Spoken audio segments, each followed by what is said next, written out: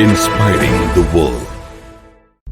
Dari akun sosial milik Wiwin Rahmawati terlihat sebuah nota pembelian makanan dengan total pembayaran mencapai Rp215.000. Dalam nota pembelian makanan tersebut terdiri dari nasi goreng, bakso, pisang epek, roti bakar, es jeruk, sarak bak, dan air mineral. Menanggapi keluhan warga di media sosial, Camat Ujung Pandang langsung melakukan inspeksi ke pedagang kaki lima yang berada di wilayahnya, khususnya di Pantai Losari, Makassar. Camat Ujung Pandang meminta pedagang memasang menu beserta daftar harga.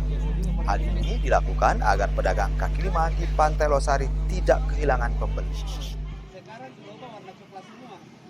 Berita-berita di sosial media mengatakan bahwa kalau kita berkunjung di Pantai Losari, makan di sana, itu harganya sangat mahal. Nah, sekarang kami berkeliling bersama Kepala PTD untuk menghimbau para pedagang sekiranya mereka membuat daftar menu. Kemudian daftar menunya itu ada harga di dalamnya, sehingga pengunjung yang datang ke sini itu mempunyai pilihan.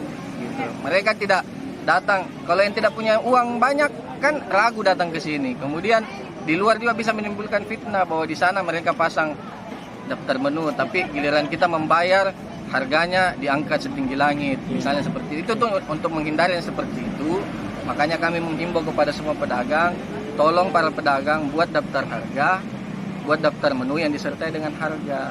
Apa yang disalahkan yang di sini, yang buat event itu yang di atas, yang berbuat ulah seperti itu, yang menaikkan harga. Yang di sini itu penjual pisang epek di sini rata 15.000, maupun minumannya 15.000, pisang epeknya 15.000. Apa harapan Pak sama kecamatan sama Ya? UPT sini? Yang harapannya Bu, Pak, jangan disalahkan semua pedagang yang di sini. Karena dia yang berbuat, kenanya dampaknya yang di sini yang disalahkan. Malah portal ditutup. Portal ditutup kalau dia buat event di atas, portal ditutup, lampu jam 11 malam dimatikan di sini. Kalau dia bikin event di atas, lampunya dinyalakan sampainya dia pagi.